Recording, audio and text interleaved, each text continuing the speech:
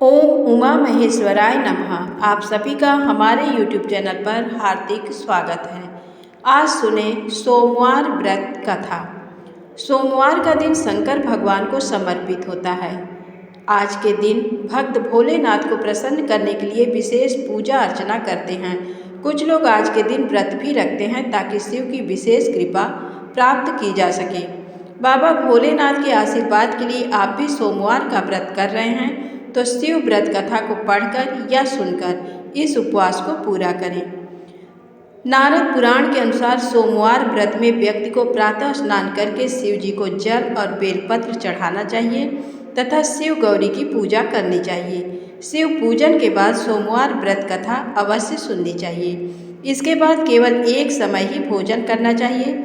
साधारण रूप से सोमवार का व्रत दिन के तीसरे तक होता है, मतलब शाम तक रखा जाता है।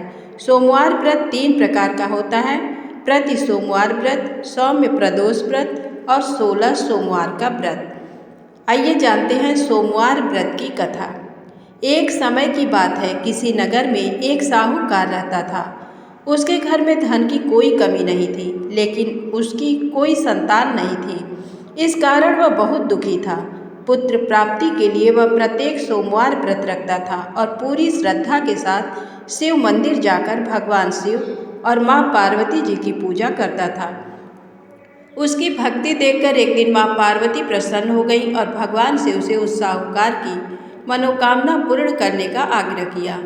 पार्वती जी की इच्छा सुनकर भगवान शिव ने कहा कि हे पार्वती, इस संसार में हर प्राणी को उसके कर्मों का फल मिलता है और जिसके भाग्य में जो हो उसे भोगना ही पड़ता है। लेकिन माँ पार्वती जी ने साहूकार की भक्ति का मान रखने के लिए उसकी मनोकामना पूर्ण करने की इच्छा जताई।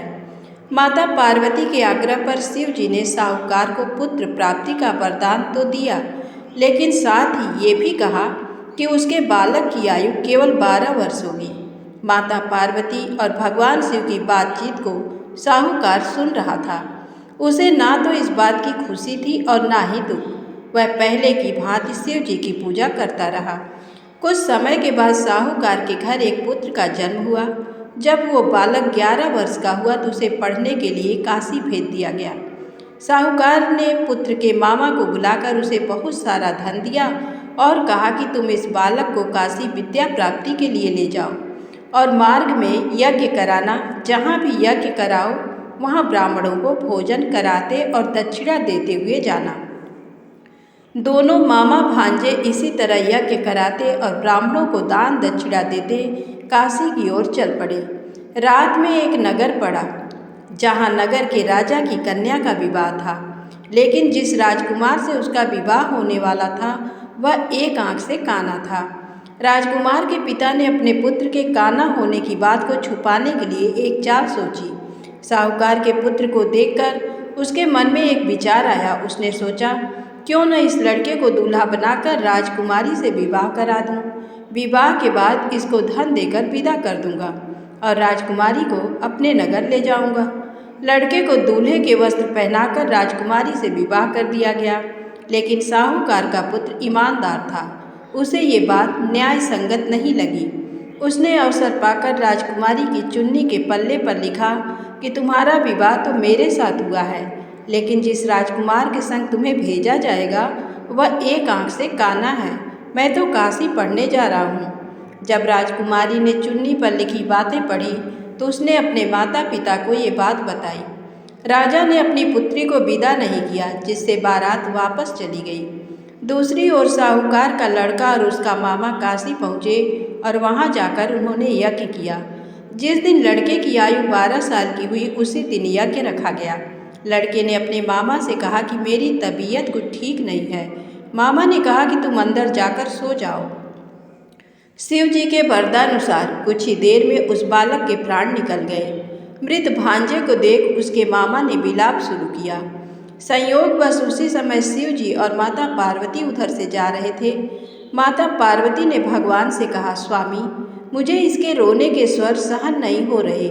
आप इस व्यक्ति के कष्ट को अवश्य दूर करें। जब शिव जी मृत बालक के समीप गए तो वह बोले कि ये उसी साहूकार का पुत्र है जिसे मैंने 12 वर्ष की आयु का वरदान दिया। अब इसकी आयु पूरी हो चुकी है। लेकिन मातृभाव से विभोर माता पार्वती ने कहा कि हे महादेव, आप इस बालक को और आयु देने की कृपा करें, अन्यथा इसके वियोग में इसके माता पिता भी तड़प तड़प कर मर जाएंगे। माता पार्वती के आग्रह पर भगवान शिव ने उस लड़के को जीवित होने का वरदान दिया। शिव जी की कृपा से वह लड़का जीवित हो गया।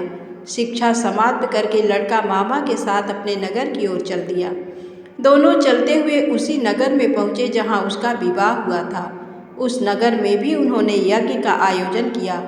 उस लड़के के ससुर ने उसे पहचान लिया और महल में ले जाकर उसकी खातिरदारी की और अपनी पुत्री को विदा किया। इधर साहूकार और उसकी पत्नी भूखे प्यासे रहकर बेटे की प्रतीक्षा कर रहे थे।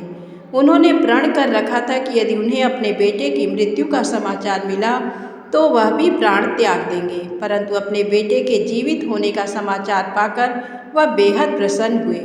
उसी रात भगवान शिव ने व्यापारी के स्वप्न में आकर कहा, हे श्रेष्ठी, मैंने तेरे सोमवार के व्रत करने और व्रत कथा सुनने से प्रसन्न होकर तेरे पुत्र को लंबी आयु प्रदान की है। इसी प्रकार जो कोई सोमवार व्रत करता है या कथा सुनता है और पढ़ता है, उसके सभी दुख दूर होते हैं और समस्त मनोकामनाएं पूर्ण होती हैं। बोलिए भगवान भोलेनाथ की जय। धन्यवाद।